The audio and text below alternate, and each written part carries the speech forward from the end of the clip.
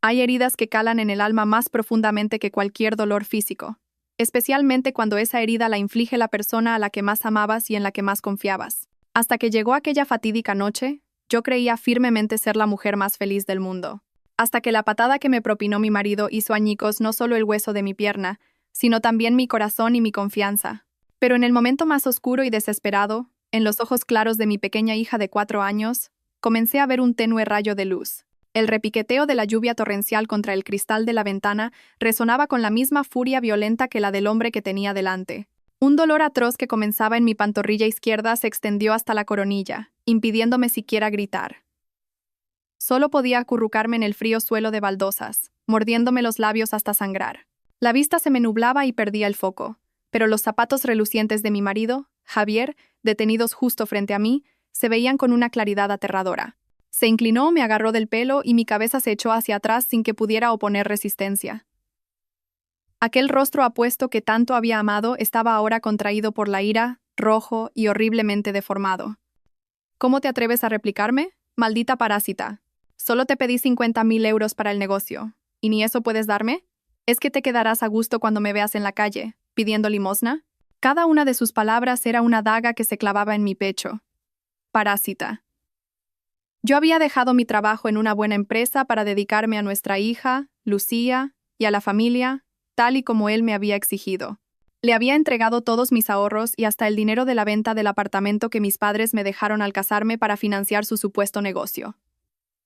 Y ahora, a sus ojos, yo no era más que una parásita. Conteniendo las lágrimas que pugnaban por salir, apenas pude articular.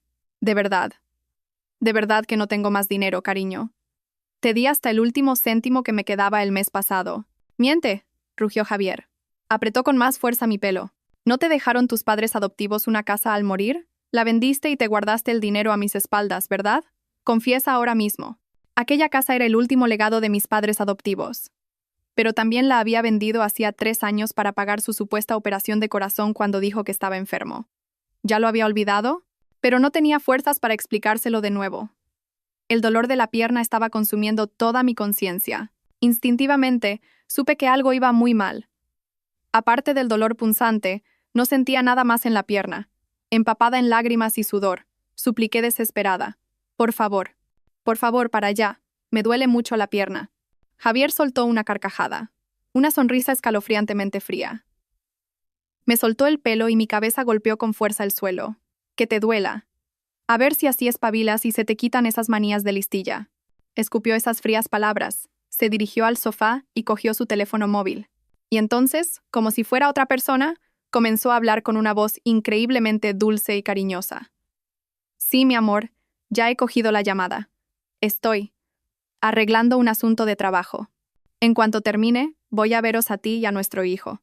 Sí, tengo tantas ganas de veros. ¿Nuestro hijo? Sentí que el corazón se me paraba. No podía haber oído mal. ¿Con quién hablaba? ¿Qué hijo? Mi mente se llenó de confusión, y el dolor físico quedó sepultado bajo un shock mental aún mayor. Justo en ese momento, oí un sollozo ahogado proveniente de la puerta entreabierta de la habitación de mi hija, mi Lucía. ¿Desde cuándo estaba ahí? La niña se escondía tras la puerta, con los ojos redondos y llenos de lágrimas, aterrorizada, tapándose la boca con sus manitas para que no se le escapara el llanto. Verla me partió el alma en dos. Lo había visto todo. Había presenciado toda aquella escena de pesadilla. Javier también debió de oírla, porque colgó el teléfono apresuradamente y la miró con furia. ¿Y tú por qué lloras? Deja de hacer ruido y vuelve a tu cuarto. Cierra la puerta. Lucía se estremeció de pies a cabeza, temblando, pero no se movió. Me miró a mí. Sus ojos estaban llenos de miedo, pero al mismo tiempo brillaban con una inteligencia impropia de su edad. Y en ese instante, en medio de la desesperación, se encendió una única chispa de esperanza. La miré, y conteniendo el dolor, negué levemente con la cabeza. Luego, disimuladamente, señalé con el dedo mi teléfono móvil, que estaba sobre la mesita junto al sofá. Mi mirada era una súplica desesperada. No estaba segura de si mi hija de 4 años podría entender mi intención, pero Lucía era mucho más lista de lo que yo pensaba. Miró alternativamente mi dedo y a mí, y parpadeó. Luego asintió con la cabeza, un gesto tan pequeño que solo yo pude verlo. Aprovechando que Javier se había girado hacia la ventana para encender un cigarrillo, Lucía, descalza y sigilosa como un gatito, se acercó al sofá. El corazón me latía a punto de estallar. Por favor, que no se dé la vuelta. Recé en silencio. La niña, al llegar cerca de la mesita, fingió tropezar, gritando un ¡ay! Y cayendo hacia adelante. Mi teléfono, golpeado por su mano, cayó sobre la gruesa alfombra. ¡Qué torpe eres!, gritó Javier sin ni siquiera girarse. Era el momento. Lucía recogió rápidamente el teléfono, pero en lugar de volver a ponerlo en la mesita, lo abrazó contra su pecho y se metió debajo de la mesa, fuera de la vista de Javier. Vi sus pequeñas manos temblorosas pulsando la pantalla. La contraseña era su fecha de nacimiento. Se la había enseñado para una posible emergencia. La pantalla se iluminó y la vi pulsar el icono de contactos. Deslizó la lista con su dedito y se detuvo en el nombre que yo había guardado como abuelo querido. Se llevó el teléfono a la oreja, con los labios apretados. No le salía la voz. Sabía que estaba aterrorizada, pero lo estaba intentando con todas sus fuerzas. Y finalmente, oí la voz temblorosa y entrecortada de mi hija susurrar al auricular una frase que nunca olvidaré: abuelo, abuelo, mamá. Mamá se va a morir. Hubo un silencio al otro lado de la línea. 1 segundo, 2, 3. Un silencio que pareció una eternidad se instaló en el aire tenso. Estaba a punto de desesperar. Pero entonces una voz grave, cálida y autoritaria se oyó a través del pequeño altavoz. Era un susurro, pero extrañamente nítido. Lucía, mi niña, qué bien lo has hecho. ¿Puedes decirle al abuelo dónde estáis ahora? La voz grave y potente del abuelo al otro lado del teléfono fue como un bálsamo que me rescató al instante de mi terror paralizante. Era una simple pregunta, pero contenía una extraña sensación de seguridad que me hizo darme cuenta de que ya no estaba sola. Rápidamente acerqué mi boca al teléfono que sostenía mi hija. Mi voz temblaba, pero era mucho más clara que antes. Abuelo, soy Sofía. Ahora mismo. Dije con dificultad la dirección de aquel modesto piso en Carabanchel que Javier había conseguido y que ahora se había convertido en un infierno. Entendido, la voz del abuelo no mostraba el menor atisbo de vacilación. Encerraros en una habitación. Cerrad bien la puerta con llave y no le abráis a nadie, incluido tu marido. El abuelo va para allá. La llamada se cortó y la pantalla se apagó. Lucía me miró con sus ojos llenos de lágrimas. Seguía asustada, pero en su mirada brillaba una luz de esperanza. La abracé con fuerza. Mi corazón seguía latiendo como un loco, pero ya no era por miedo. Era por la intensa convicción y la espera de que esta horrible pesadilla estaba a punto de terminar. Llevé a mi hija en brazos al baño y con agua tibia, limpié rápidamente las marcas de las lágrimas de su cara y la mía. Tenía que mantener la calma. Debía mostrarme fuerte delante de mi hija. No sabía cómo ni por qué medios vendría el abuelo, pero, como siempre había hecho desde niña, confiaba en él incondicionalmente. El tiempo pasaba con una lentitud asfixiante. Sentada en la cama, abrazando a mi hija, aguzé el oído a cualquier sonido del exterior. La lluvia había amainado, y solo se oía el goteo rítmico de las gotas sobre el tejado de chapa. Unos 20 minutos después, un sonido extraño llegó desde la entrada de la calle. No era el ruido de una moto normal. Era el rugido grave de los motores de varios sedanes de alta gama entrando en el estrecho callejón. A continuación, el chirrido agudo de los frenos y el sonido decidido de las puertas al cerrarse. El corazón me dio un vuelco. Era el abuelo. Tenía que ser él. Antes de que pudiera reaccionar, oí los pasos firmes de varias personas acercándose a nuestro portal. No se parecían en nada a los de Javier. Eran rítmicos, imponentes, con un aire que intimidaba.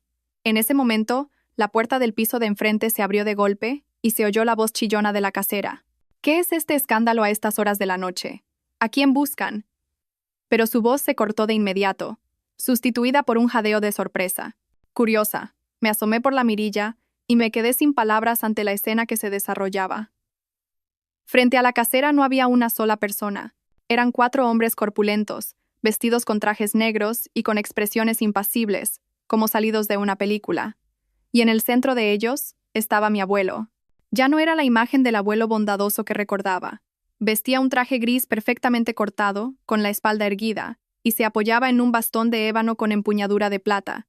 Su pelo era completamente blanco, pero sus ojos brillaban con una luz tan penetrante y autoritaria que nadie se atrevería a mirarlo directamente. ¿Dónde está la habitación de Sofía?, preguntó. Su voz no era alta, pero su peso era tal que hasta la normalmente altiva casera temblaba mientras señalaba nuestra puerta. El abuelo asintió, hizo una señal, y 2 de los guardaespaldas se acercaron inmediatamente a nuestra puerta. Sofía, soy el abuelo. Abre la puerta. Al oír su voz familiar, corrí a abrir. En cuanto la puerta se abrió, no pude contenerme más y me derrumbé llorando en sus brazos.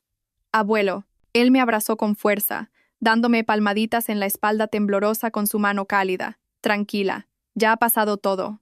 El abuelo está aquí. Nadie volverá a haceros daño. Justo entonces se oyó el ruido de la moto de Javier en la entrada de la calle. Seguramente había terminado de hablar con su amante y volvía para representar su papel de marido atento. Al ver los sedanes de lujo bloqueando la calle y los hombres de negro frente a la puerta, su rostro se puso blanco como el papel. Aparcó la moto de cualquier manera y corrió hacia nosotros gritando: «¿Qué está pasando? ¿Quiénes son ustedes?». Al verme en brazos del abuelo, su desconcierto se transformó en ira y sorpresa. «Sofía».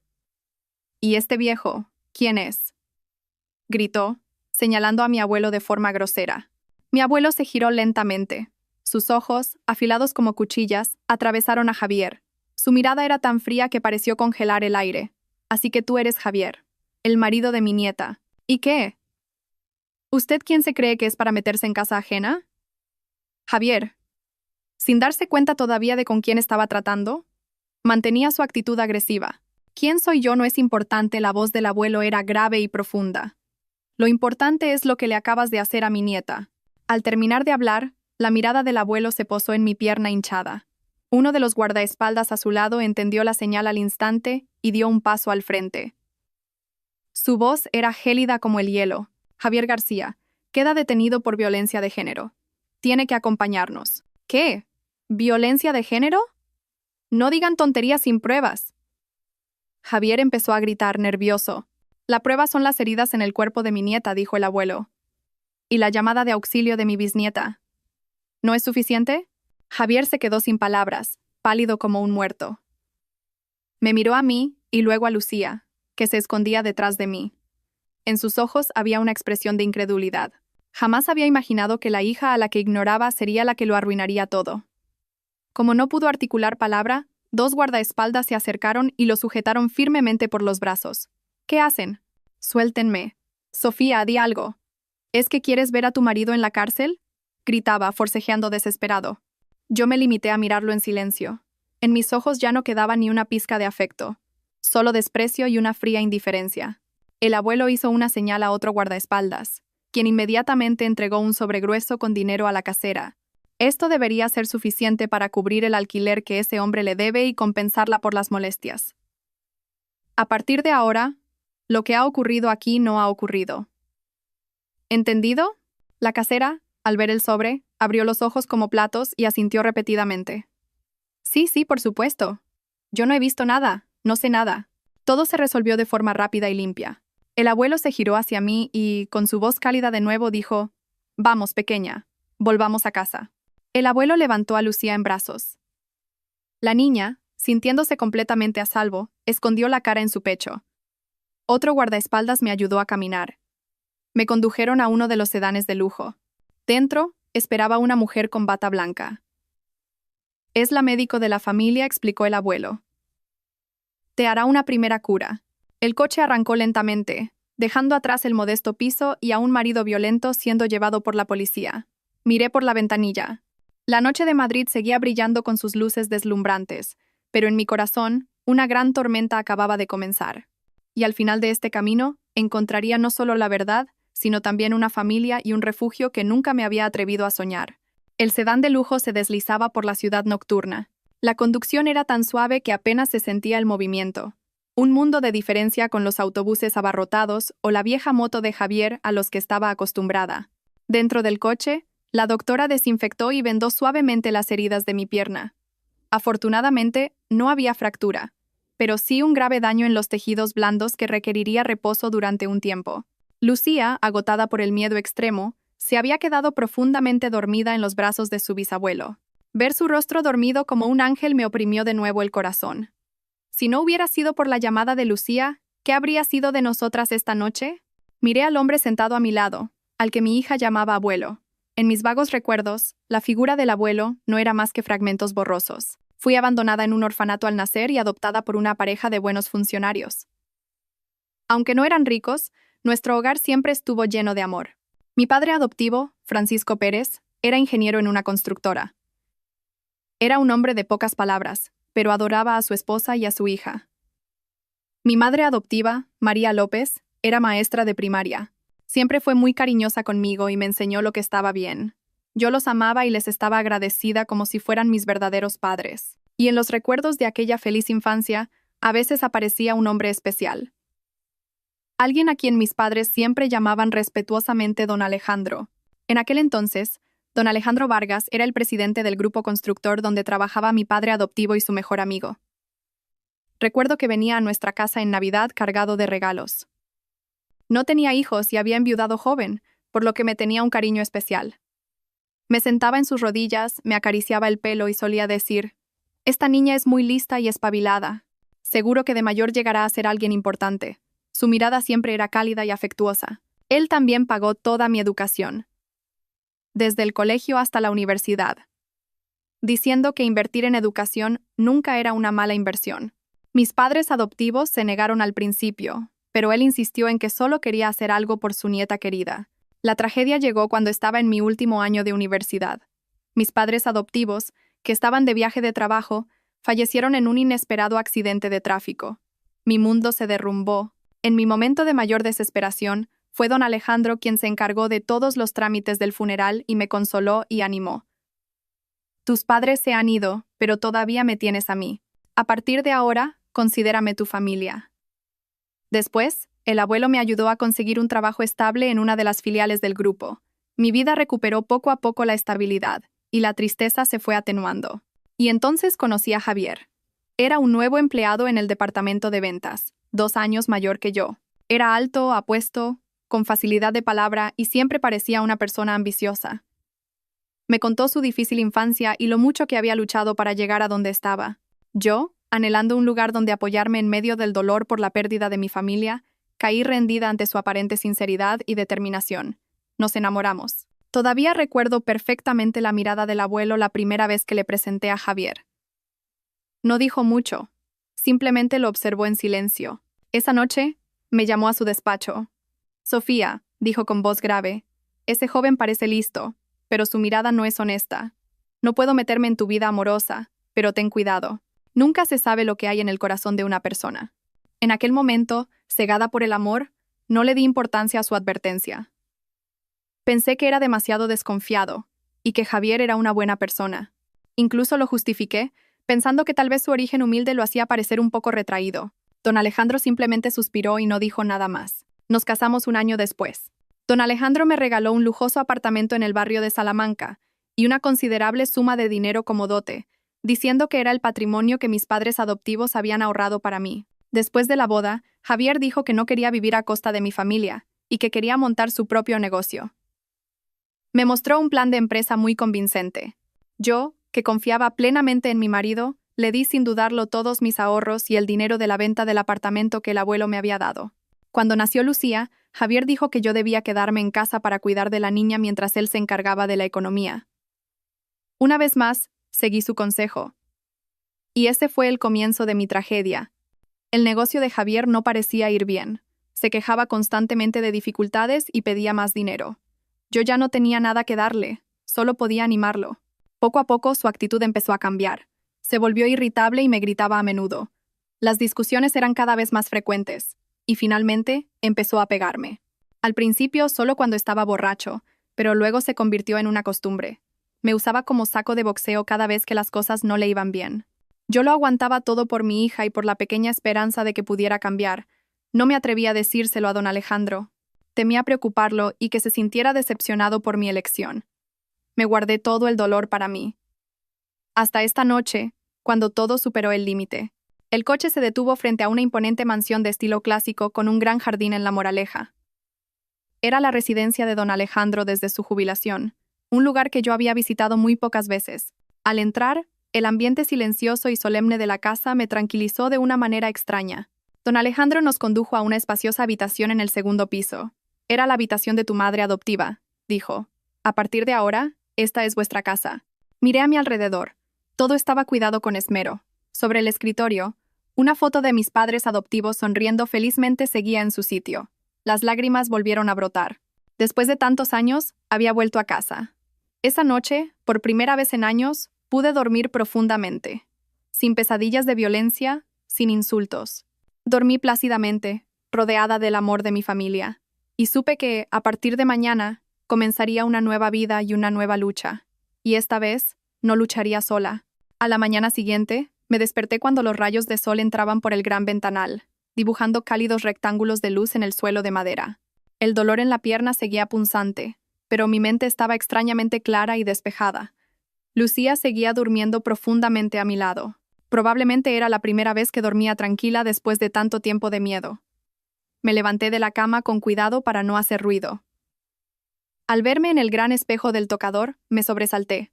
La mujer del espejo tenía un aspecto demacrado. Los ojos hinchados, el rostro pálido y un leve moratón en la mejilla, recuerdo de la bofetada de Javier de anoche. Pero en lo más profundo de esa mirada agotada, comenzaba a arder una llama de rabia y determinación. No podía seguir viviendo así. Tenía que cambiar. Por mí y por mi hija. Me duché y me puse la ropa de casa limpia que una de las empleadas me había preparado. Al bajar al comedor, me encontré con un desayuno abundante servido en la mesa. El abuelo leía el periódico, y a su lado estaba sentado un hombre de mediana edad, de aspecto muy intelectual, con gafas y un traje impecable. Al verme bajar, el abuelo sonrió. Su sonrisa bondadosa había vuelto a su rostro. ¿Has descansado, nieta? Ven, siéntate a desayunar. Te presento al señor Torres. Es mi abogado personal y mi amigo de mayor confianza. Me incliné para saludar al señor Torres. Él también se levantó y me estrechó la mano cortésmente. Señorita Sofía, buenos días. El presidente ya me ha puesto al corriente. Lamento mucho lo sucedido, pero me alegro de que haya salido de ahí. Durante el desayuno, el ambiente no fue para nada pesado. El abuelo y el señor Torres me preguntaron con delicadeza sobre mi situación, pero sin hurgar en la herida. Hablaron de planes de futuro, de la educación de Lucía, e incluso de destinos de viaje que podrían calmar mi espíritu. Me estaban ayudando a mirar hacia adelante. Después del desayuno, nos retiramos al despacho del abuelo. Las estanterías, que llegaban hasta el techo, estaban repletas de libros nuevos y antiguos. El aire del lugar era solemne e intelectual. Sofía, comenzó el abuelo, su voz ahora seria. No es momento de lamentarse. Tenemos que actuar. Y muy rápido. El señor Torres continuó. Abrió su maletín y sacó un fajo de papeles. Señorita Sofía, siguiendo las instrucciones del presidente, hemos realizado una investigación preliminar sobre la situación de Javier García. Lo primero que debemos hacer es congelar inmediatamente todos los activos que estén a nombre de ambos para evitar que desvíe fondos. ¿Activos en común? Es imposible que nos quede nada de eso. Todo el dinero que tenía se lo di para su negocio. El señor Torres esbozó una sonrisa profesional. No necesariamente. Legalmente siguen casados, así que debemos revisar todo de nuevo. Además, tenemos que rastrear a dónde fue a parar realmente el dinero que usted le entregó. El abuelo asintió. Exacto. Ese sinvergüenza no puede haber fracasado simplemente en un negocio. Tiene que haber algo más detrás. Torres, investiga todos sus movimientos financieros de los últimos 3 años. No dejes ni una piedra sin remover. Por supuesto, presidente, respondió el señor Torres. Tenemos a alguien vigilándolo desde anoche. Ha salido bajo fianza, y lo extraño es que no parece nada preocupado ni nervioso. De hecho, esta misma mañana, uno de nuestros hombres lo ha visto en una cafetería de lujo con una mujer. Al oír eso, el corazón me dio un vuelco. ¿Quién es esa mujer? Mi voz tembló ligeramente. Estamos verificando su identidad, pero una cosa es segura. Su relación no parecía la de simples conocidos. El señor Torres me mostró una foto tomada desde lejos. No era muy nítida, pero se veía a Javier sentado muy cerca de una mujer, con su mano cariñosamente sobre la de ella. Y aquí viene lo importante, continuó el señor Torres. Justo después de que usted abandonara el piso, él volvió allí. Nuestro hombre le oyó hablar por teléfono, diciendo con voz muy irritada. El plan se ha torcido. La estúpida esa no es tan simple como pensaba. Tendremos que buscar otra manera. ¿El plan? ¿La estúpida esa? Claramente, se refería a mí, a nosotras y al abuelo. Entonces, todo lo que había pasado anoche no había sido un simple arrebato de ira de Javier. Era parte de un plan del que yo no tenía ni idea. Con cada minuto que pasaba, todo se volvía más complicado y aterrador. Una cosa más, señorita Sofía, dijo el señor Torres. Legalmente, tenemos pruebas más que suficientes para acusarlo de violencia de género. Pero para asegurar la custodia de la pequeña Lucía y que pague un precio mayor, Necesitamos más pruebas que demuestren que no es un padre apto y que ha cometido otros actos ilegales. El abuelo me miró. Su mirada era firme. Sofía, sé que esto va a ser muy duro para ti. Pero tienes que ser fuerte. Esta es tu lucha. ¿Quieres divorciarte, conseguir una pensión y dejarlo estar? ¿O quieres llegar hasta el final, destapar la verdadera cara de ese hombre y obtener justicia por los años que has sufrido? Miré al abuelo y luego al señor Torres. La llama de la ira y la determinación en mi interior ardía con furia. Ya había perdido demasiado. No podía permitirme perder a mi hija. Y no podía soportar la idea de que el hombre que había destrozado mi vida se saliera con la suya. Quiero llegar hasta el final. Mi voz ya no temblaba. Era extrañamente firme. Quiero que pague por todo. El abuelo asintió. Satisfecho. Bien dicho. Nieta mía. Entonces, empecemos con nuestro plan. Durante todo el día, permanecí en el despacho con el abuelo y el señor Torres. Elaboraron un plan detallado, paso a paso. Yo, que había sido una víctima pasiva, ahora era parte del plan, un eje crucial en la guerra legal y psicológica que se avecinaba. Sabía que el camino sería duro, pero ya no tenía miedo. Ahora, a mis espaldas, no había un frío muro de soledad, sino un imperio gigantesco listo para protegerme y apoyarme. Durante los días siguientes, dejé a un lado mi dolor personal y me centré en el plan trazado por el abuelo y el señor Torres. La mansión de La Moraleja se convirtió en nuestro cuartel general. Cada día, el señor Torres venía a informar sobre la situación y a analizar nueva información. Yo, que había sido una simple ama de casa, empecé a familiarizarme con términos legales y financieros que nunca antes había oído. Leía con avidez los documentos que me traía el señor Torres, tratando de entender cada aspecto de la guerra a la que me enfrentaba. El abuelo no participaba directamente en la investigación, pero marcaba la dirección estratégica y utilizaba su extensa red de contactos para apoyarnos. Su calma y sabiduría eran mi ancla emocional. Como primer y más crucial paso, el señor Torres, en mi nombre, solicitó al juzgado una orden de congelación de emergencia para todas las cuentas bancarias a nuestro nombre. Simultáneamente, presentó una solicitud a los organismos pertinentes para prohibir cualquier transacción de compraventa o traspaso de activos relacionados. Era un ataque preventivo para cortarle la retirada a Javier e impedir que desviara los bienes restantes. Como esperábamos, esta medida lo convirtió en una bestia acorralada. No paraba de llamarme y enviarme mensajes. Al principio, con palabras dulces, suplicándome que retirara la demanda. Sofía, ¿por qué haces esto? ¿Por qué has congelado las cuentas? Necesito el dinero urgentemente para un proyecto. Si haces esto, me estás matando. Como no respondí, cambió de táctica y pasó a las amenazas. Muy bien. ¿Así que te crees muy valiente ahora que tienes a ese viejo protegiéndote? Escúchame bien, no me lleves al límite. Si lo haces, ni tú ni tu hija saldréis ilesas. Lejos de asustarme, esos mensajes solo avivaron mi rabia. Se los reenvié todos al señor Torres, y se convirtieron en una prueba contundente de su naturaleza violenta y mezquina. Mientras tanto, el equipo del señor Torres trabajaba con una eficiencia asombrosa. En solo 3 días, trajeron los primeros resultados de la investigación. El señor Torres desplegó un fajo de papeles sobre la gran mesa de caoba del despacho del abuelo. Presidente, señorita Sofía, tenemos la primera pista. Señaló un grueso extracto bancario. Este es el historial de las transferencias que usted, señorita Sofía, hizo a la cuenta de Javier García durante los últimos 3 años. El total supera los 500.000 euros. No es una cantidad pequeña. Miré las cifras impresas en el papel y sentí una punzada en el pecho. 500.000 euros. Eran todos mis ahorros y el dinero de la venta de la casa de mis padres adoptivos. Se lo había dado todo sin dudarlo, y a cambio había recibido la más amarga de las traiciones. Y aquí viene lo importante.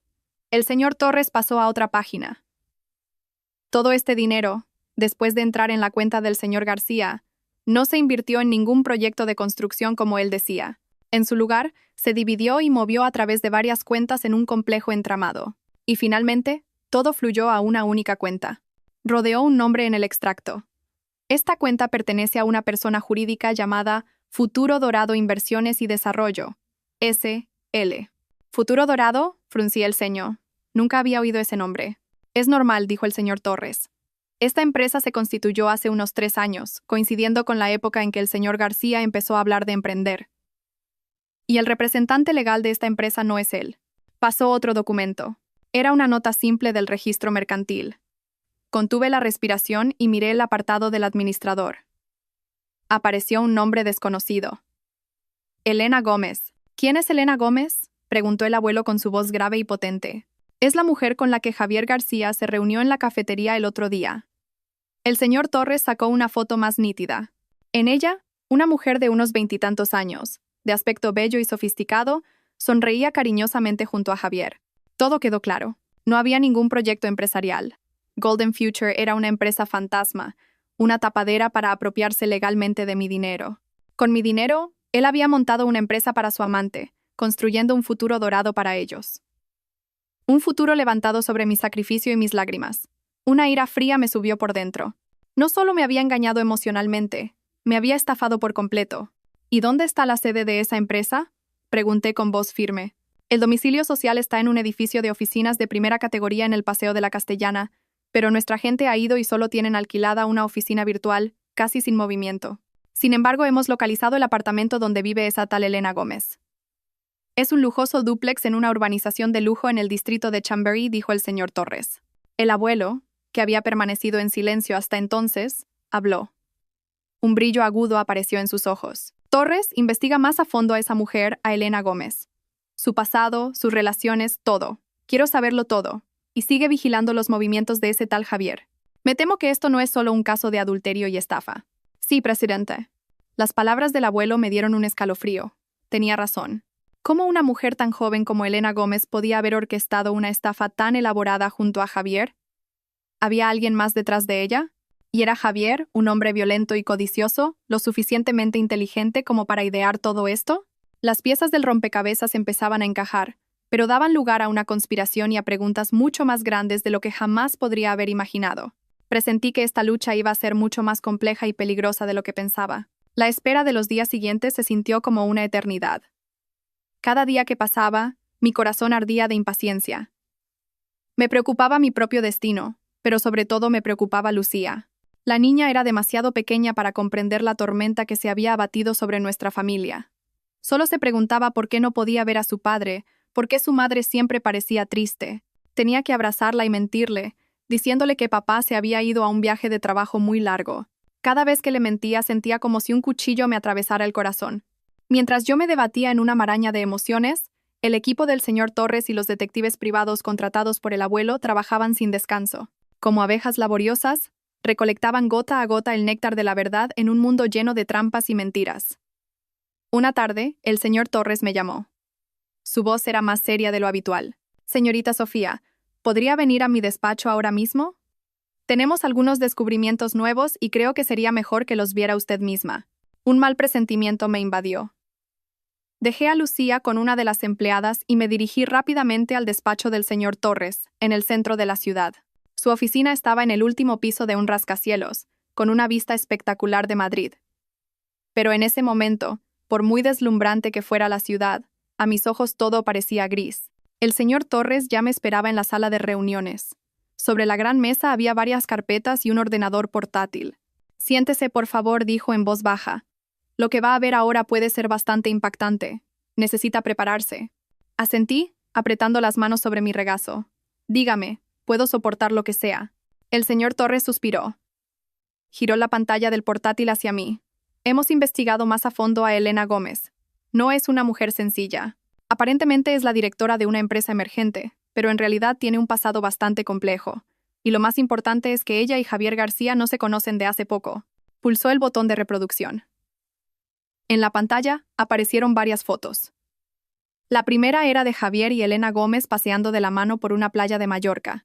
La fecha de la foto era de hacía unos 3 años, solo unos meses después de que yo vendiera la casa de mis padres adoptivos para pagar la supuesta operación de corazón de Javier. Entonces, la enfermedad del corazón también había sido una mentira, una farsa para sacarme el último gran pellizco de dinero que me quedaba. Ese dinero se había utilizado para irse de viaje con su amante y empezar una nueva vida. Una pesada piedra en el pecho me dificultaba la respiración. Pero eso no era lo peor. El señor Torres pasó las siguientes fotos. Eran de los últimos 2 años. Momentos que, por derecho, deberían haber sido míos y de mi hija. Javier dándole de comer papilla con ternura a un niño regordete. Javier enseñando pacientemente a caminar al niño en un lujoso apartamento. Javier, Elena y el niño soplando las velas de un cumpleaños, sonriendo radiantes. La estampa de esa nueva familia era tan perfecta y feliz que dolía. ¿Quién es ese niño? Mi voz temblaba sin control.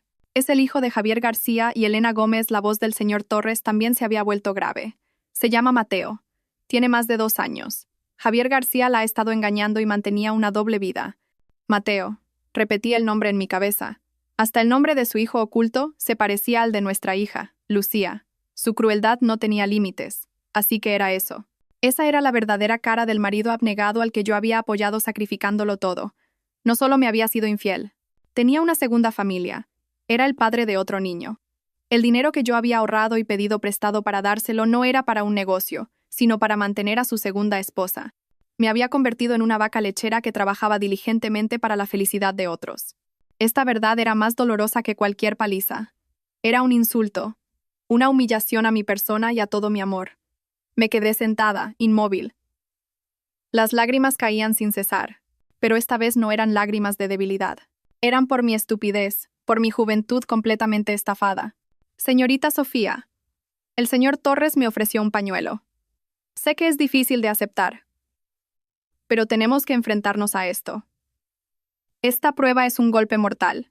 Con el hecho de que tuvo un hijo y lo ocultó deliberadamente, podemos demostrar sin lugar a dudas que ha violado gravemente sus deberes matrimoniales y familiares. El tribunal, en el reparto de bienes y en la custodia de Lucía, se pondrá de su lado. Me sequé las lágrimas y levanté la cabeza. Mi mirada se había vuelto fría como el acero. No solo perderá la custodia, abogado, dije con firmeza. Quiero que también pague por el delito de estafa y apropiación indebida. Quiero que él y esa mujer queden socialmente destrozados. El señor Torres asintió. Ese es precisamente el siguiente paso de nuestro plan. Pasó otra carpeta. La empresa que tienen, Golden Future, no es solo una tapadera para blanquear dinero. También están involucrados en varias actividades empresariales ilegales. Actualmente estamos recopilando más pruebas por evasión de impuestos y fraude comercial. La red ya se está cerrando, señorita Sofía. Salí del despacho del abogado cuando las luces de la ciudad comenzaban a encenderse. Me sentía vacía, pero llena de determinación. Todo el amor y el apego por ese hombre habían desaparecido por completo. Ahora, dentro de mí, solo quedaba una madre dispuesta a luchar por la justicia, por su futuro y el de su hija. No podía perder esta batalla. Mientras mi equipo y yo cerrábamos silenciosa y metódicamente la red legal alrededor de Javier y su amante, ellos, al otro lado, parecían no darse cuenta de la tormenta que se avecinaba. O quizás, un exceso de confianza les nublaba la vista. Después de varios días sin poder contactarme y al ver sus cuentas bancarias congeladas, Javier empezó a darse cuenta de que la situación no era tan sencilla como pensaba. Ya no podía seguir interpretando el papel del marido incomprendido y víctima. Decidió jugar su última carta, una que creía que haría que una mujer sentimental y leal como yo se ablandara y cediera. Su madre, mi suegra. Una mañana, mientras jugaba con Lucía en el jardín, una de las empleadas vino corriendo a informarme. Señora, hay una mujer mayor en la puerta diciendo que es su suegra y está montando un escándalo. El corazón me dio un vuelco. Mi suegra. ¿Cuánto tiempo hacía que no la veía? Después de la boda, solo había venido a nuestra casa un par de veces. Era una mujer de pueblo, sencilla, pero su amor por su hijo era tan grande que era dura y exigente con su nuera. A sus ojos, su hijo Javier siempre era el mejor, y todos sus errores eran perdonables. Intuí que su visita no era para preguntar cómo estaba. Hágala pasar, le dije a la empleada con calma. Tomé a Lucía en brazos, le pedí que fuera a jugar con sus abuelos y me dirigí sola al salón. Quería enfrentarme a ella por mí misma. En cuanto me vio, mi suegra corrió hacia mí, pero no para pegarme o regañarme. Se arrodilló a mis pies y se echó a llorar a lágrima viva. Ay, Sofía, hija mía, ¿cómo puedes ser tan cruel? ¿Es que quieres matar a mi Javier? Me quedé desconcertada ante su repentina actuación. Era un teatro completamente inesperado. Todas las empleadas de la casa nos miraban con curiosidad. Suegra, levántese, por favor. Dígame con calma qué ocurre. Intenté levantarla, pero se negó rotundamente, aferrándose a mis piernas. No. No me levantaré hasta que prometas perdonar a mi Javier. Es mi único hijo. Si le pasa algo, ¿qué será de mí? Empezó a suplicar con voz lastimera. Dijo que Javier estaba destrozado desde que lo abandoné. Que no comía, no dormía, que solo bebía y que su negocio estaba paralizado. Que me quería mucho y que todo lo que había hecho era para darme una vida mejor. Que simplemente había perdido los estribos por el estrés. Hizo mal en pegarte. No voy a justificarlo. Pero después de hacerlo, a él también se le partió el corazón. Ahora está arrepentido. Eres su esposa. ¿Cómo puedes empujar a tu propio marido al abismo?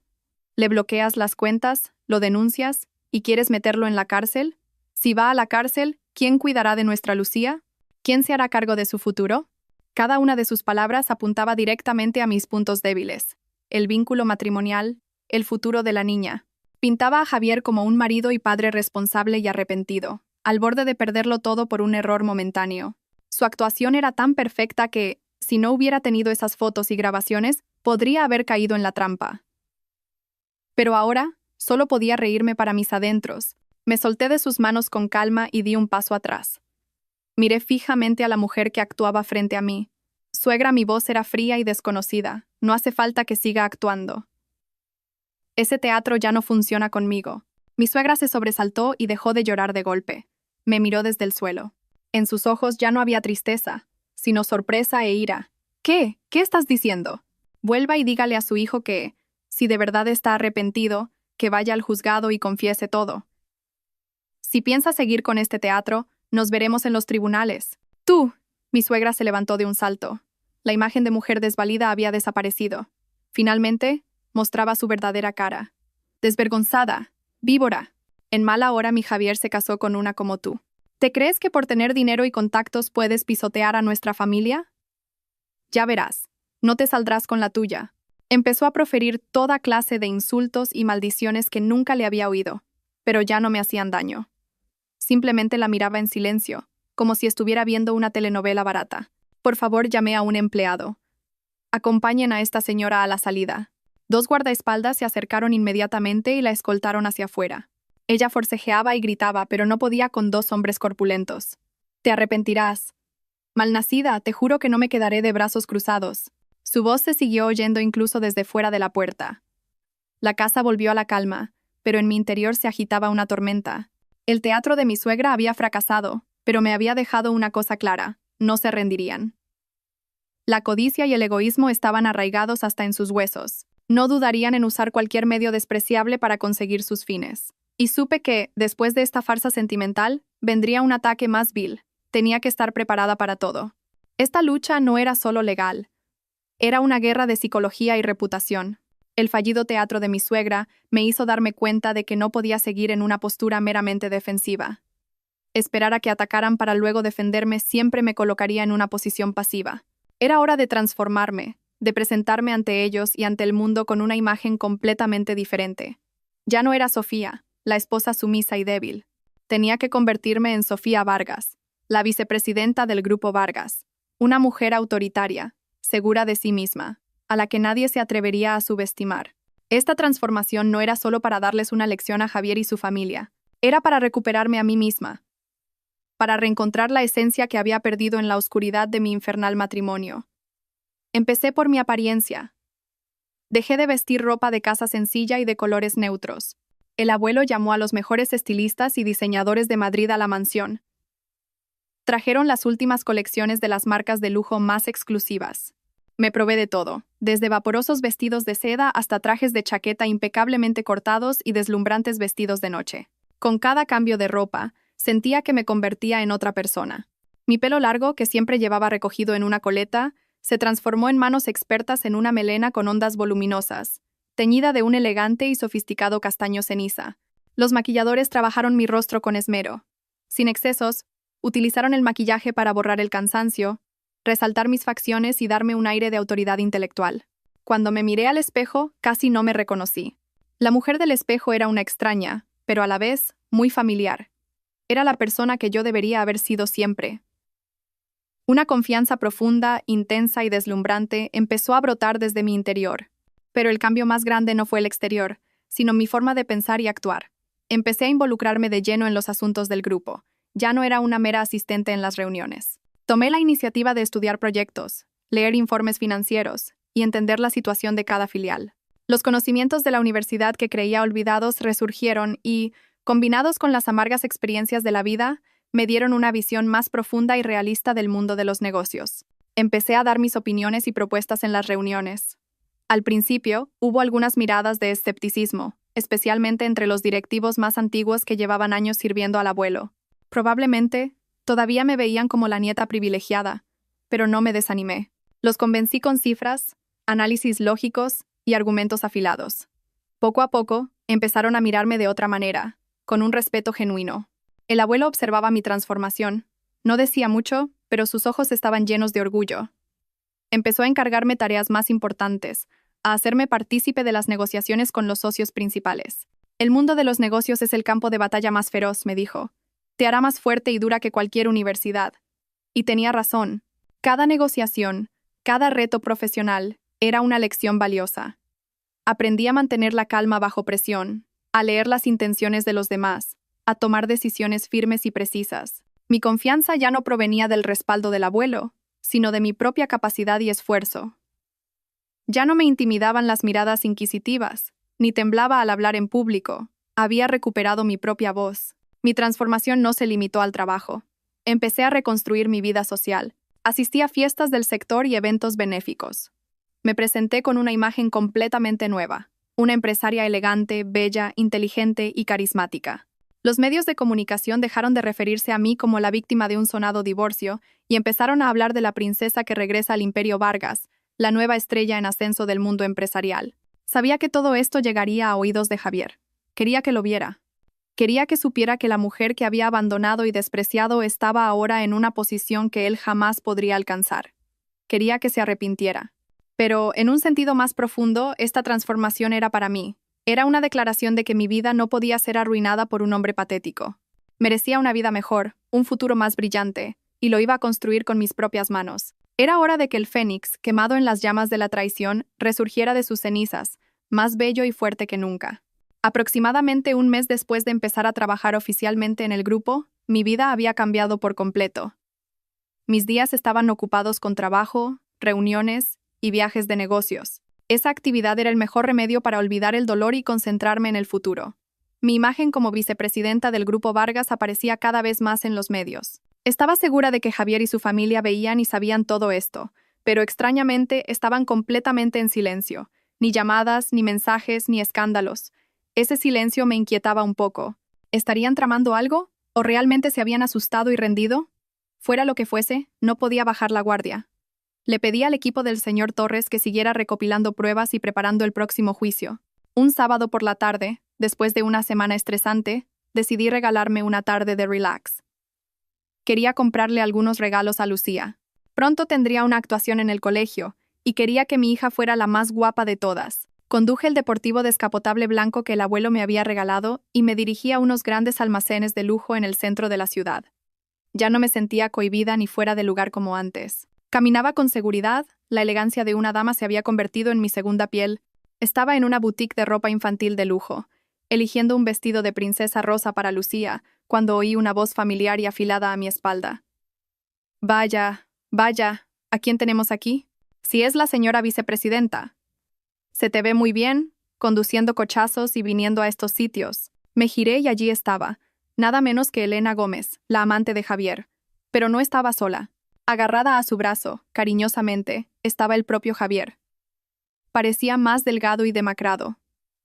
Pero el traje que llevaba seguía siendo de marca.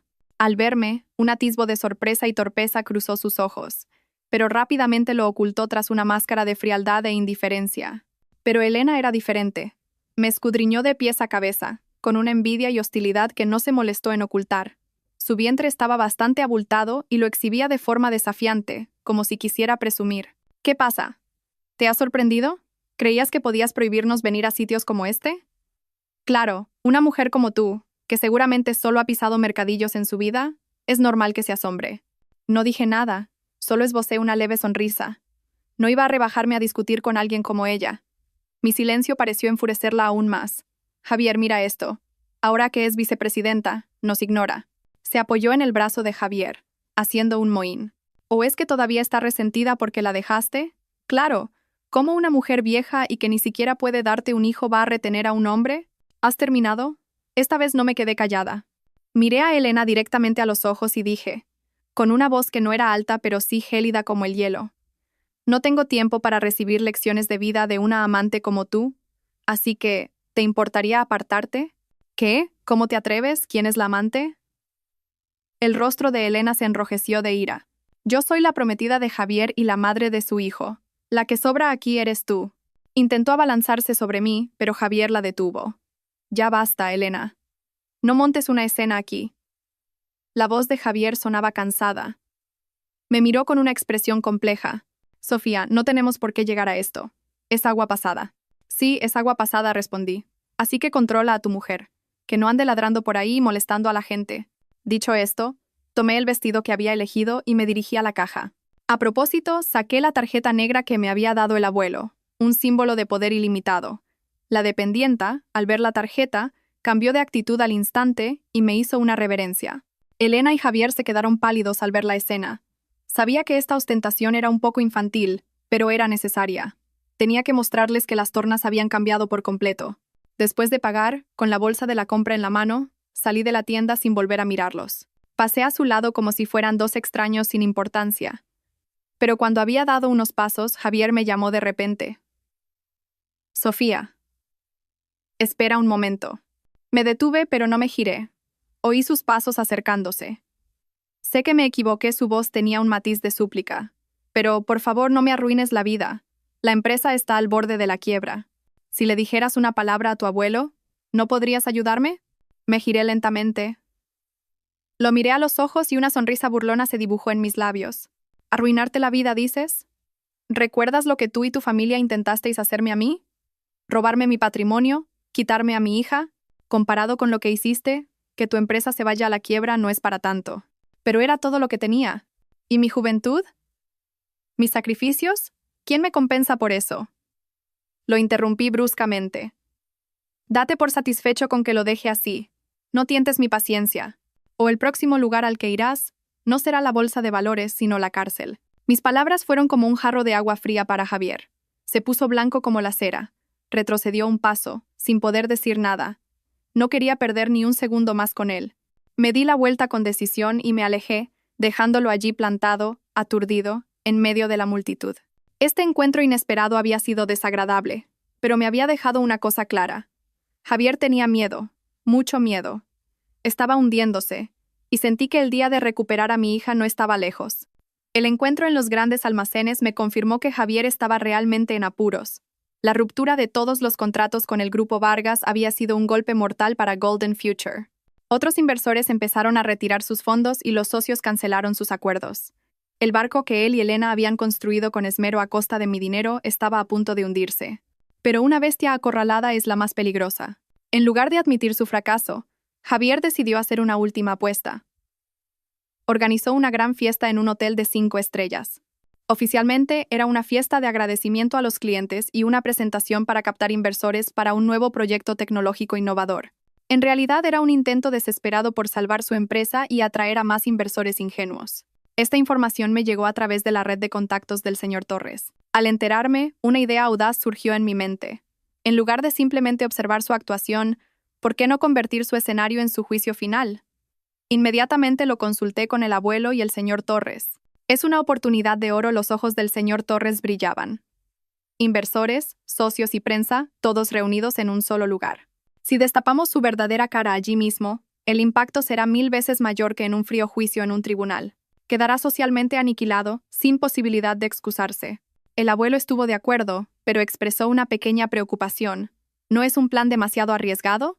¿Y si ese hombre, acorralado, intenta hacerte daño? No se preocupe, abuelo, dije con confianza. No iré sola. Lo prepararemos todo a la perfección. Este será el acto final. El plan se elaboró con meticulosidad. Como primer paso, a través de un tercero, me hice pasar por un fondo de capital riesgo de Singapur interesado en el innovador proyecto de Javier. Hice que mis intermediarios le prometieran una inversión de 35 millones de euros. Para el Javier de ahora, esa cantidad era un salvavidas caído del cielo. Mordió el anzuelo sin dudarlo. Eufórico, envió toda la información detallada del proyecto y la presentación de la empresa al supuesto fondo de inversión. No tenía ni idea de que todo ese material estaba siendo analizado por los expertos del Grupo Vargas, convirtiéndose en más pruebas de su estafa. Como segundo paso, le comuniqué que el representante del fondo de inversión asistiría a la fiesta para firmar oficialmente el acuerdo. Esta noticia hizo que Javier se emocionara y confiara aún más. Gastó el poco dinero que le quedaba en preparar una fiesta fastuosa para impresionar a los inversores. Invitó incluso a los antiguos socios que le habían dado la espalda, con la intención de recuperar su prestigio. También invitó a periodistas de varios medios importantes, con la esperanza de que el evento fuera la plataforma para su espectacular regreso. No sabía que todos esos invitados se convertirían en el público de su caída. La noche de la fiesta, el hotel de 5 estrellas brillaba con luces deslumbrantes. El salón de actos estaba lleno de actividad. Javier y Elena recibían a los invitados en la entrada con sonrisas de confianza. Parecían una pareja poderosa en la cima del éxito. Elena llevaba un vestido de noche ajustado, presumiendo deliberadamente de su avanzado embarazo. Se movía por la sala, riendo y charlando con los invitados, actuando como la verdadera anfitriona. Cuando la fiesta estaba en su apogeo, la gran puerta del salón se abrió de repente. Entré yo. Mi aparición silenció momentáneamente el salón. Todas las miradas se clavaron en mí. Llevaba un vestido de noche negro, de diseño simple pero extremadamente elegante. El vestido, ceñido al cuerpo, y el pelo recogido en un moño alto, dejaban al descubierto mi esbelto cuello y unas brillantes joyas de diamantes. Llevaba un maquillaje intenso que resaltaba mis labios rojos y una mirada afilada. A mi lado estaba el abuelo, y detrás, el señor Torres y 2 guardaespaldas. La aparición del presidente del Grupo Vargas sorprendió aún más a la gente, y los murmullos se hicieron más fuertes. Javier y Elena, al vernos, se quedaron con la sonrisa congelada. El rostro de Javier perdió todo su color. Se acercó apresuradamente, tartamudeando. Presidente Sofía, ¿qué hacen ustedes aquí? Sonreí. Sabía que era una sonrisa que le helaría la sangre. ¿No podemos estar aquí? He oído que Golden Future tiene un evento importante hoy, y que viene un gran inversor de Singapur. Como empresaria, no podía perderme una oportunidad de aprendizaje tan buena. Pero...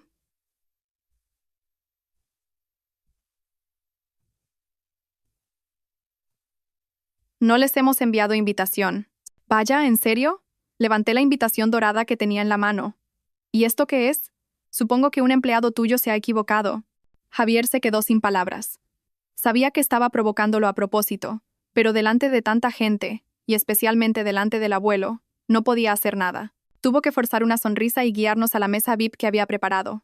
La fiesta continuó, pero el ambiente había cambiado por completo. Toda la atención ya no estaba en el anfitrión Javier, sino en nuestra mesa. La gente empezó a susurrar, haciendo todo tipo de conjeturas sobre mi reaparición. ¿Una reconciliación? ¿O una advertencia pública? La trampa estaba tendida y el escenario listo.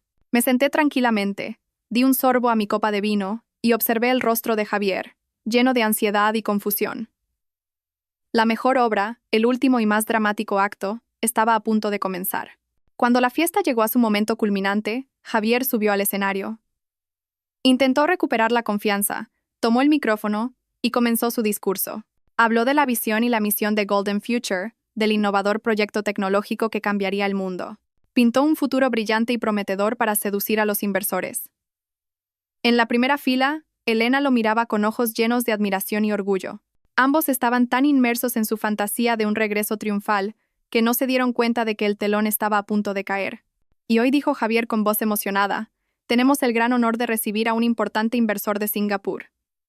Esta colaboración será el ala que permitirá a Golden Future volar más alto y más lejos. Justo cuando estaba en medio de su apasionado discurso, la enorme pantalla LED que proyectaba el logo de la empresa detrás de él se apagó de repente. Un murmullo recorrió el salón. Javier, desconcertado, se giró, sin entender qué pasaba. Hizo una seña al equipo técnico, pero nadie respondió. Y entonces, ante el asombro de todos, la pantalla se volvió a encender, pero no con el logo de Golden Future.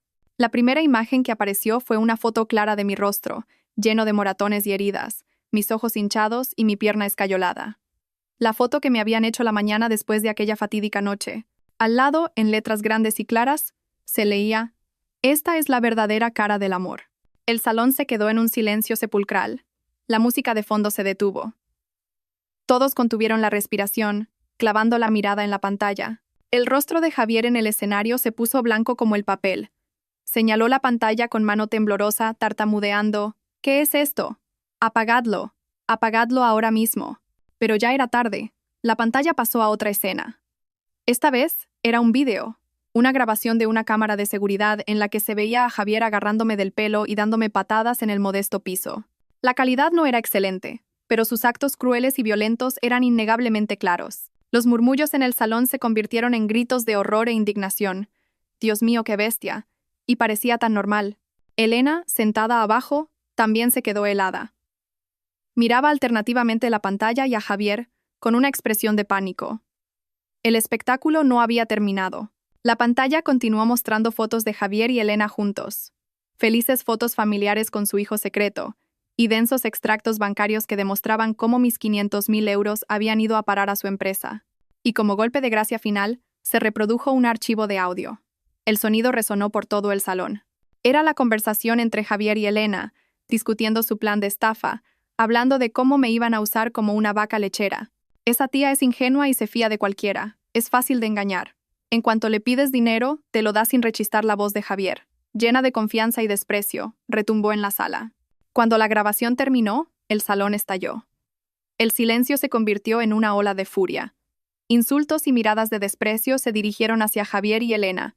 ¡Estafador! ¡Malnacido! ¡Devuélveme mi dinero! Los inversores y socios que momentos antes escuchaban el discurso de Javier ahora lo miraban como a un monstruo. Algunos se levantaron y se fueron. Otros sacaron sus móviles para grabar. Javier se quedó en el escenario como si le hubiera caído un rayo. Temblaba de pies a cabeza. Todo se había derrumbado, en cuestión de minutos. Me miró desde arriba con ojos llenos de odio y desesperación. Sabía que todo había sido mi plan. Fue entonces cuando me levanté tranquilamente y subí al escenario. Le quité otro micrófono de la mano a un miembro del personal que estaba igualmente aturdido. Miré a Javier directamente a los ojos y dije, con una voz fría, pero lo suficientemente clara para que todos la oyeran: Javier García, tu actuación ha sido magnífica, pero es hora de bajar el telón. Me giré hacia el público. Mi voz ganó fuerza. Damas y caballeros, soy Sofía Vargas, la esposa del hombre que está en este escenario. Lo que acaban de ver es solo una pequeña parte de la verdad. Hoy no estoy aquí para lamentarme de mi dolor, sino para desenmascarar a un estafador profesional y un maltratador que se esconde tras la máscara de un empresario de éxito. Levanté un fajo de papeles. En mis manos tengo todas las pruebas de las estafas, la apropiación indebida, el fraude comercial y la evasión de impuestos de Golden Future. Ese innovador proyecto del que acaba de hablar no es más que un cuento para robarle su dinero. «Cállate», rugió Javier como una bestia herida. Intentó abalanzarse sobre mí, pero mis dos guardaespaldas lo detuvieron. Solo podía forcejear desesperadamente y proferir insultos. Elena, abajo, al darse cuenta de que la situación era irreversible, intentó escabullirse de la fiesta, abandonando a su amante a su suerte en el escenario. La fiesta de agradecimiento a los clientes y captación de inversores se había convertido en el juicio público más humillante que Javier jamás podría haber imaginado. En medio del caos del salón, mientras Javier seguía gritando inmovilizado por los guardaespaldas, un grupo de personas uniformadas de policía apareció de repente en la entrada. Su presencia silenció a todos. A la cabeza iba un oficial de policía de alto rango y rostro severo. Acompañado por dos agentes, caminó rápidamente hacia el escenario. La gente se apartó instintivamente. El oficial se detuvo frente a Javier y le mostró un documento con un sello oficial. Javier García queda detenido por los presuntos delitos de estafa, apropiación indebida, lesiones graves y fraude comercial. Debe acompañarnos a comisaría para prestar declaración. Cada palabra del oficial fue como el último martillazo que destrozó las esperanzas de Javier. Dejó de forcejear. Todo el cuerpo se le aflojó y miró al vacío con los ojos muertos. Supo que todo había terminado de verdad. Dos agentes se acercaron y le pusieron las esposas. El sonido metálico de los grilletes al cerrarse resonó en el silencio, como la campana que anunciaba el fin de un pecador. No, no he sido yo. Ha sido ella. Ella me ha tendido una trampa, murmuraba Javier inconscientemente, pero ya nadie le escuchaba. Fue escoltado entre la gente que una vez lo había admirado y aclamado, con la cabeza gacha como un perro derrotado. Las puertas del salón se cerraron, y con ellas, una vida recién arruinada. Simultáneamente, otro equipo de policía llegaba al lujoso apartamento de Elena Gómez. Acababa de huir de la fiesta y antes de poder recuperarse del shock, se encontró con la justicia. En pánico por la situación y con su avanzado embarazo, Elena ya no pudo mantener su anterior actitud arrogante y desafiante. Ante las preguntas de los inspectores, se derrumbó rápidamente y lo confesó todo. Admitió haber planeado la estafa con Javier y que Golden Future no era más que una herramienta para blanquear dinero. Para conseguir una sentencia más leve, incluso entregó todos los libros de contabilidad, documentos y otras pruebas que había copiado en secreto para protegerse. Traicionó a su amante sin piedad. El drama no terminó ahí. En la fiesta, después de que se llevaran a Javier, su madre, que había asistido como la futura suegra del presidente, no pudo soportar el shock. Al ver a su amado hijo esposado y sus sueños de riqueza desvanecerse como el humo, gritó y se desmayó en el acto. La gente corrió a ayudarla y llamó a una ambulancia. Se la llevaron inconsciente. El teatro que ella y su hijo habían montado con tanto esmero terminó en una tragedia para su propia familia. La justicia divina tarda, pero llega. El autor, la cómplice y la encubridora, todos los que pecaron, acabaron recibiendo su merecido. Yo observé todo esto en silencio desde el escenario. En mi corazón no había euforia de victoria, sino una extraña sensación de paz. Por fin se había hecho justicia. El abuelo se acercó y me puso una mano en el hombro. Todo ha terminado, nieta mía. Asentí. Una lágrima rodó por mi mejilla. Pero esta vez era una lágrima de liberación. Había atravesado la tormenta, y ahora, ante mí, me esperaba un cielo despejado.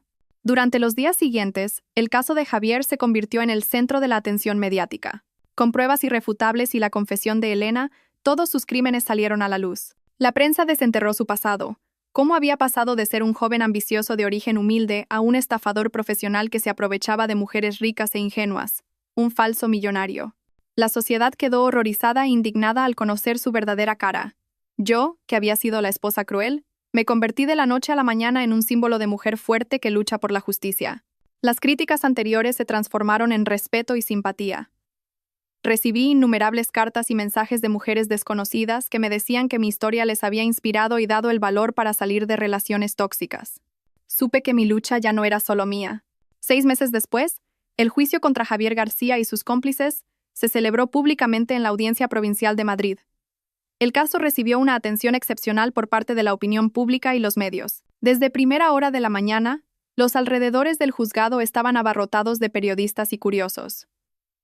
Yo asistí al juicio como víctima y testigo principal. Ya no sentía miedo ni ansiedad. Estaba allí para enfrentarme a mi pasado y presenciar cómo se hacía justicia. Llevaba un elegante traje blanco y un maquillaje ligero que dejaba entrever serenidad y confianza. Al entrar en la sala, todas las miradas se posaron en mí. Caminé con calma hasta el banquillo de la acusación y me senté junto al señor Torres. En el banquillo de los acusados estaban Javier, Elena y la madre de Javier. Su aspecto era lamentable. Javier estaba demacrado, con canas en el pelo y los ojos hundidos. No se atrevía a levantar la cabeza. Elena, con un vientre muy abultado, no paraba de sollozar. Mi ex-suegra, en silla de ruedas por las secuelas de un derrame cerebral, tenía la boca torcida y apenas podía hablar. Solo su mirada, dirigida hacia mí, ardía de odio. El juicio comenzó. El fiscal leyó la acusación, detallando todos sus crímenes. Violencia de género, estafa, apropiación indebida, difamación, conspiración.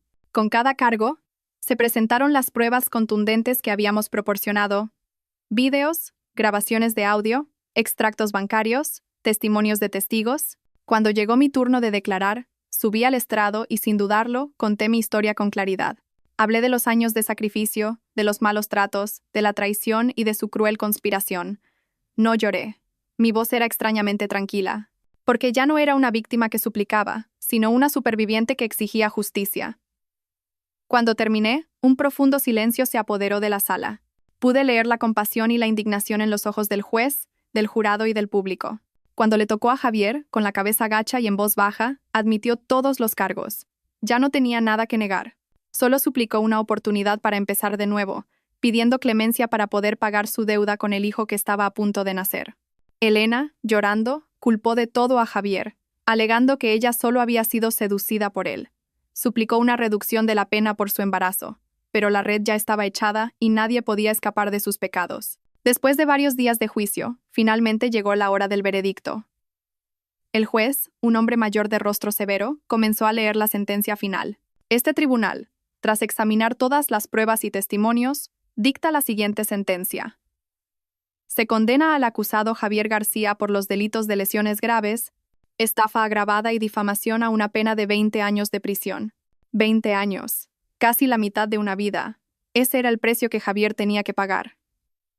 Al oír la sentencia se desplomó, cubriéndose la cara con las manos y temblando. Se condena a la acusada Elena Gómez como cómplice de estafa, con el atenuante de confesión y su estado de gestación, a una pena de 7 años de prisión. 7 años. Su hijo nacería y crecería en la cárcel.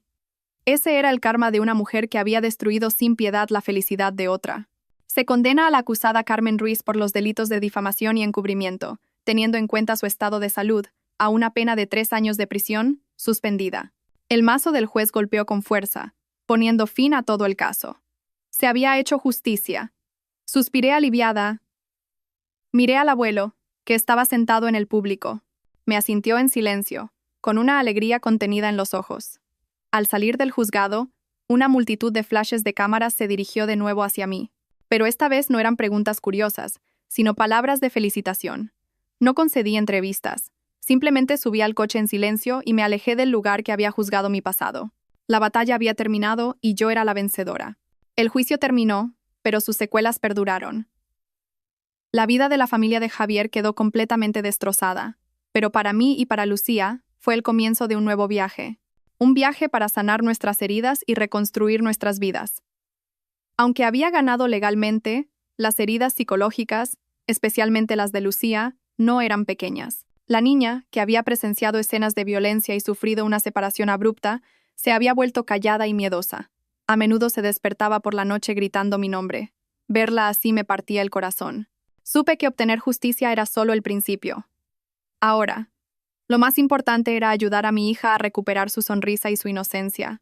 Decidí dejar de lado temporalmente todos mis deberes en el grupo. Quería dedicarle todo mi tiempo a Lucía. La llevé al mejor psicólogo infantil de Madrid. Bajo la guía del doctor, aprendí a escucharla con paciencia, a calmar sus miedos con amor y seguridad. Comenzó nuestro propio viaje de sanación. La llevé de viaje a lugares con mar azul y arena blanca, a montañas majestuosas. Construimos castillos de arena juntas, volamos cometas y vimos atardeceres. Quería mostrarle que el mundo, además de los rincones oscuros que había experimentado, estaba lleno de cosas hermosas. Nos apuntamos a clases de arte, pintamos, tocamos el piano y modelamos arcilla. Quería que expresara libremente sus emociones a través de los colores y las notas. Poco a poco, vi cómo Lucía empezaba a cambiar. Reía más, hablaba más. Las pesadillas disminuyeron. Volvió a ser la niña alegre y adorable de antes. Y en el proceso de sanarla, me estaba sanando a mí misma. Estar a su lado, cuidarla y amarla incondicionalmente, llenó el vacío de mi alma.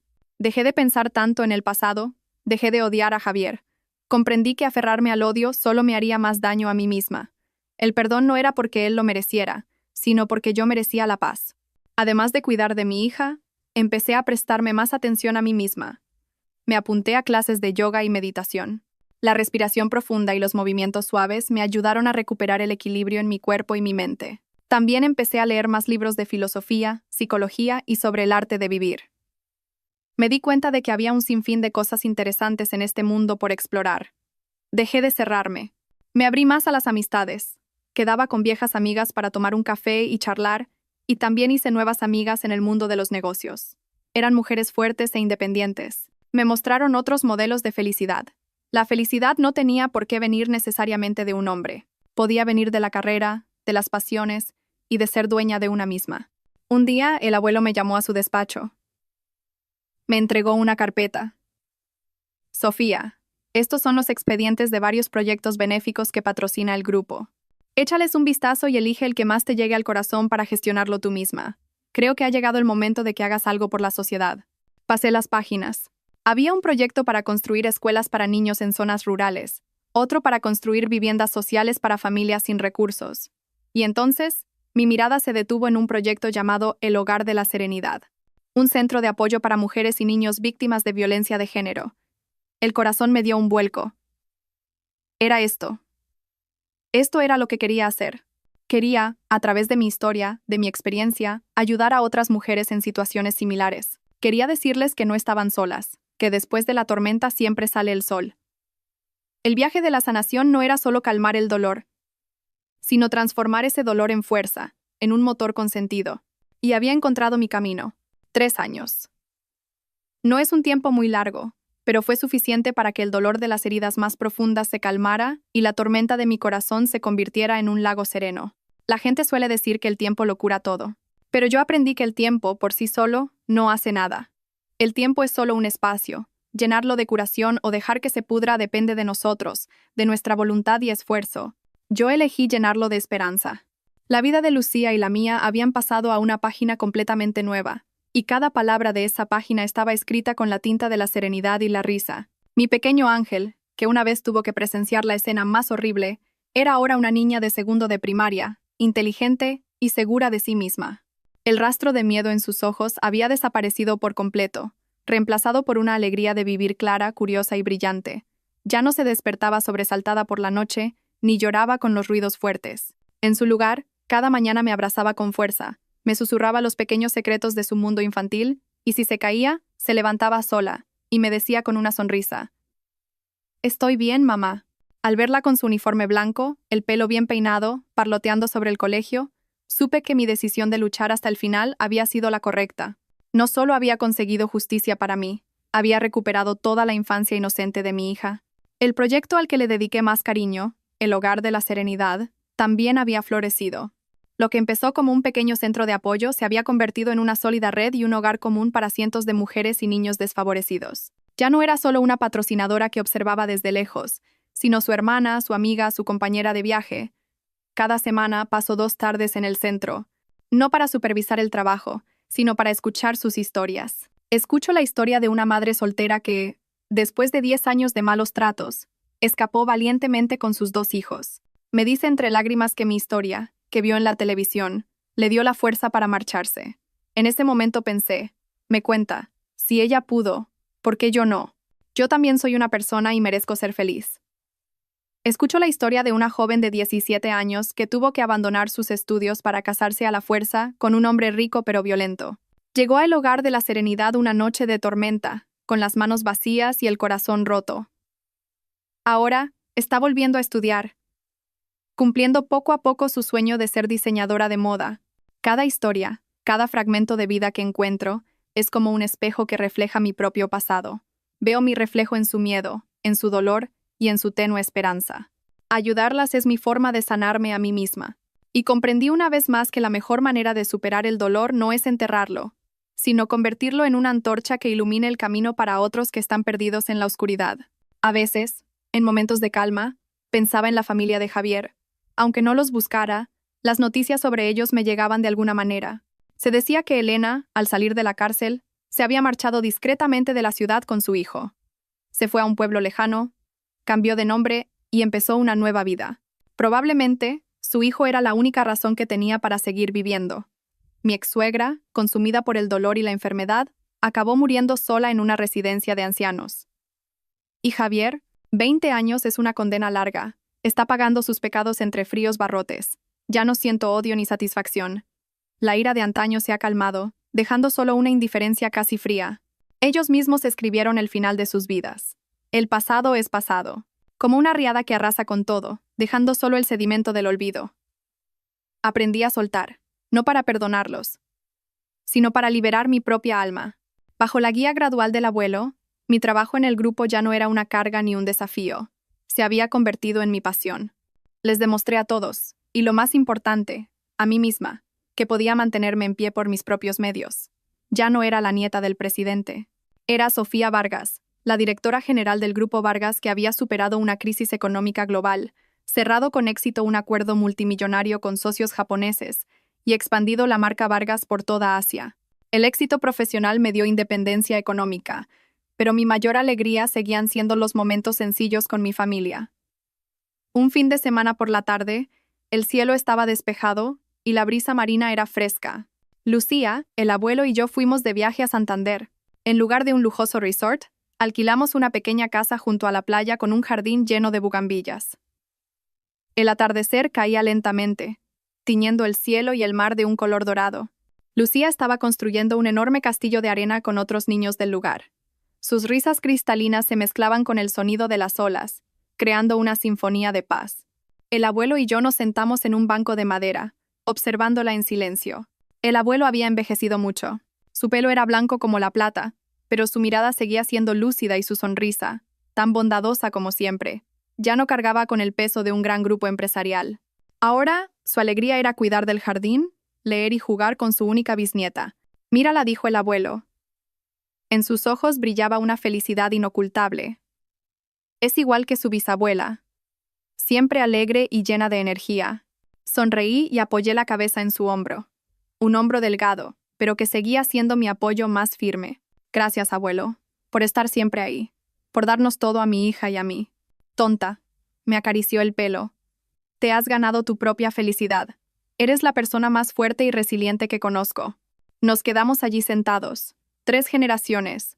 Una familia unida por lazos de amor y sacrificio más fuertes que la propia sangre. Justo entonces, una voz grave y cálida sonó a nuestras espaldas. Buenas tardes, don Alejandro. Sofía. Espero no interrumpir. Me giré. Mi corazón, sin que yo lo quisiera, latió un poco más rápido. Era Marcos, el talentoso arquitecto que había conocido en el proyecto de El Hogar de la Serenidad. No había venido como socio, sino como voluntario, dedicando su tiempo libre a reparar y diseñar espacios de vida para mujeres desfavorecidas. Era un hombre amable, maduro y de buen corazón. Conocía mi pasado, pero nunca me había mirado con lástima o curiosidad. Solo me miraba con respeto y admiración. Marcos sonreí con naturalidad. ¿Dando un paseo? ¿Te unes a nosotros? El abuelo nos miró a ambos y sonrió con picardía. Se levantó, apoyándose en su bastón. Voy a ver cómo va el castillo de nuestra Lucía. Vosotros hablad tranquilamente. Se alejó hacia la playa, dejándonos nuestro espacio. Marcos se sentó a mi lado. Contemplamos el atardecer en un silencio cómodo, un silencio lleno de paz y un profundo entendimiento. Hoy pareces diferente, Sofía, dijo Marcos de repente. No eres la vicepresidenta fuerte de la sala de reuniones, ni la Sofía entregada de El Hogar de la Serenidad. ¿Y cómo me ves?, pregunté, un poco curiosa. Te veo. Muy serena. Tranquila, dijo con ojos sinceros, como el mar después de una tormenta. Sonreí sin darme cuenta. Nadie me había dicho algo así.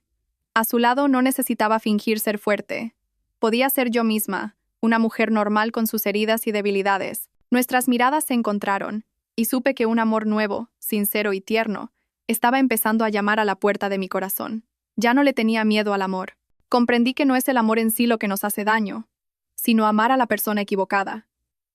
Y yo merecía ser amada, merecía ser feliz. Miré hacia el horizonte, donde el sol acababa de desaparecer. Pero los últimos rayos de luz todavía iluminaban el cielo, brillantes y esperanzadores. Y supe que mañana amanecería un nuevo día, aún más radiante.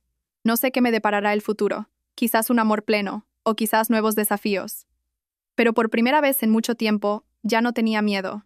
Solo sabía que estaba lista para recibirlo todo con los brazos abiertos.